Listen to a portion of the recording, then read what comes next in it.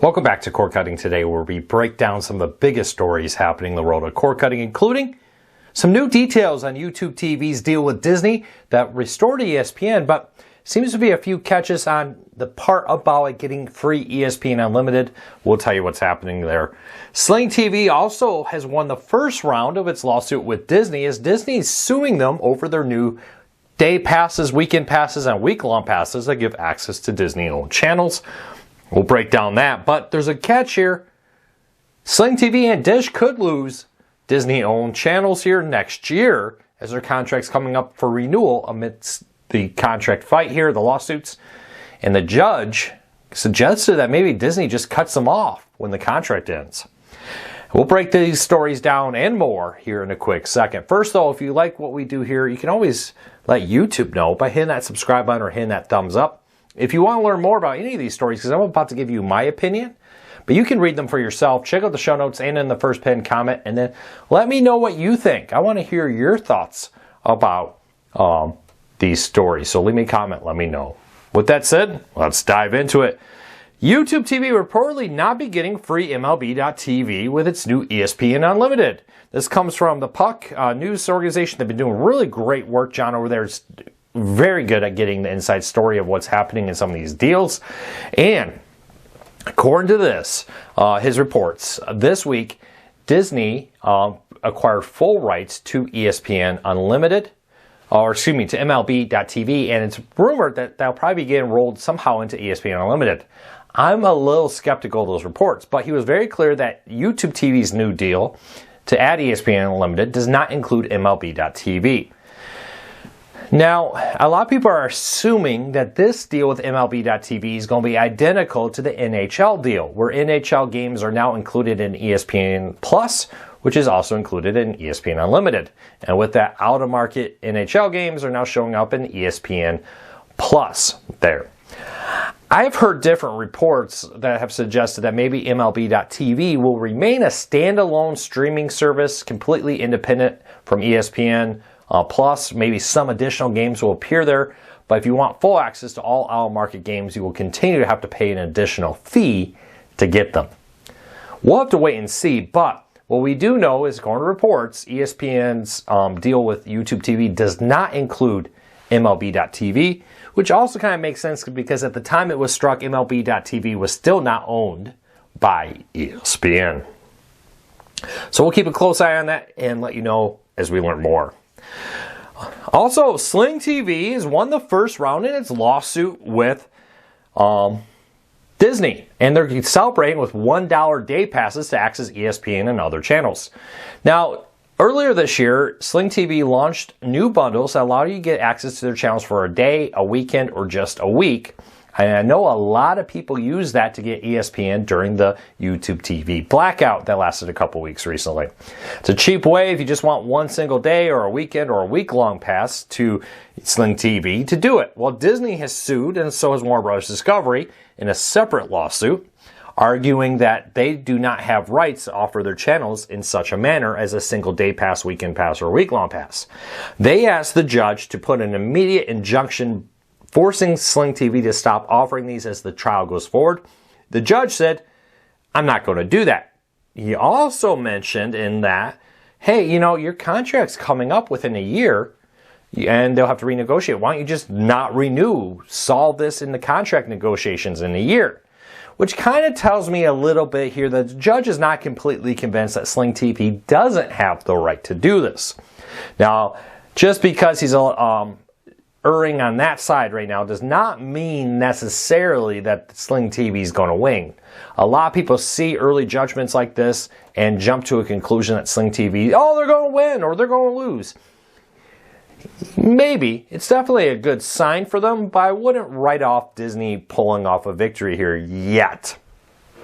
With that said, though, Sling TV has won the initial fight, can continue to offer these discount packages. And to celebrate, Dish has gone all in on this and is selling day passes to Sling TV for $1 until November 30th. So for the rest of this month, you can get Sling TV, ESPN, and other channels, depending on which package you pick, for as cheap as $1. So check that out if you've been thinking about doing it. Now with this, I do believe this is probably not a good sign for Dish and ESPN. Not to mean that they can't reach a deal, but that, they don't resolve this. It could be kind of nasty. Remember football? They sued a bunch of companies, Disney, Warner Bros. Discovery, and others. Well, when Warner Bros. Discovery contract came up, they didn't renew with Fubo. And Fubo to this day does not have it. Not saying it's completely tied to that lawsuit, but I'm sure that had a part in it. And I'm sure here that Disney is definitely going to look really harshly at Sling TV and Dish with it, which is kind of interesting. One of the things that helped cord cutting become a reality and successful was Disney. When Sling TV launched, one of the original partners to it was Disney, offering Disney-owned channels, specifically the ESPN channels, for as cheap as $25 at the time. That helped propel cord cutting forward.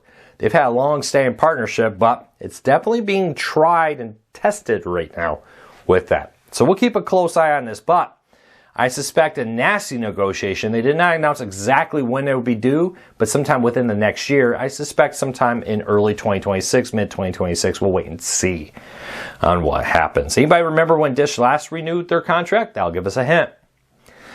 All right, let's keep moving along. Pluto TV is adding 2 new free channels dedicated to classic TV, including a channel dedicated to 24/7 Bonanza shows and a Pluto TV franchise favorites airing classic shows, now streaming for free on Pluto TV. Also, NPR had a big victory. Speaking of lawsuit Thursday, maybe we'll rename it that. Lawsuit Thursday. Seems to be a lot of lawsuits recently in the world of cord cutting. But NPR and the Corporation for Public Broadcasting have reached a deal to resolve a lawsuit over funding. Now, this comes as NPR is losing federal funds. The Corporation for Public Broadcasting oversaw these funds. They would go from the federal government to the Corporation for Public Broadcasting to NPR and PBS. Now, NPR was unhappy with how the Corporation for Public Broadcasting was spending the remaining funds that they still had, particularly over a new planned satellite that NPR didn't want, but the Corporation for Public Broadcasting was still intending to launch to supply data to NPR stations. NPR stations were arguing, hey, we don't need that. We got the internet. We'll just stream it. We would rather have the cash. And now it seems like they've resolved that lawsuit with this. Now, we'll keep a close eye on this. There's a lot happening here. And I am very curious to see how this plays out in the long run with PBS, or NPR and PBS. Now, this also comes as PBS will be keeping a major affiliate. I think it was the Arkansas, or was it the Alabama? I can't remember. I don't have the story in front of me. PBS was going to drop the PBS affiliation. They had a vote earlier this week on whether to keep it or remove it. There was arguments that now that they're losing funding, that the cost of maintaining their PBS affiliation wasn't necessarily worth it, and maybe they should go independent. Well, after some protests, they have elected to, for now, remain a PBS affiliate. But it seems like they're watching this closely. There definitely seems to be a lot of interest in several PBS stations, maybe dropping the PBS affiliate, going independent. We'll watch that closely, see how it plays out. All right, a few other stories. Hey, if you're a TikTok user, TikTok will now allow you to request to see less AI-generated content in your feeds. I wonder if YouTube's going to do this, but with this, TikTok will allow you to say, hey, if a content's identified as AI-generated, to show it less often to you. It'd be interesting to see if that becomes pretty widespread as AI content continues to flourish, especially in short-form content like TikTok, YouTube Shorts, and others. And other places too, but particularly there. Also, Facebook's parent company, Meta, has won a historic antitrust lawsuit from the FTC and will not have to spin off its WhatsApp and Instagram. There had been pressure that they had a monopoly there, and there was pressure for them to spin off one or both of those two entities. Facebook's parent company, Meta, has now won that lawsuit and will be able to maintain ownership of WhatsApp and Instagram. And lastly, Waymo, the self-driving car company, has announced plans to expand into more cities in 2026, including in Dallas, Houston, San Antonio, Miami, and Orlando in the coming weeks, and other markets in 2026. Now, this is a Alphabet owned, so Google's parent company partnership, self-driving cars. Now, this is an interesting one. Keep an eye on this because Uber drivers have won a big case to classify them as employees, not independent contractors. With that, that brings a whole new level of issues for Uber hiring all these drivers. How long until Uber starts ditching drivers for driverless cars because of the cost being cheaper? I'm going to keep a close eye on this one. I suspect we're going to see self-driving cars become increasingly more popular. I have a friend who just got a new car and it's hands-free completely on the highway. Don't touch the steering wheel, don't touch the gas pedal, it changes lanes, drives down the highway completely self-driving. I'll be honest, it would not be a surprise to me in the next 5 to 10 years if cars are 100%, or not all, but some car models are 100% self-driving, to the point where you as a driver could lay back, take a nap, and let the car take you somewhere. My wife and I have often joked, especially when we lived out of state, how great it would be to, pile all the kids in the car, go to sleep, and wake up in our hometown, wake up in your parents' driveway 6 hours away back when we lived in Missouri. How cool would that be? Maybe that's going to become a reality sooner than we think. But self-driving cars coming to more cities in the coming weeks and even more places in 2026. Hey, that's it for today. A slightly shorter video.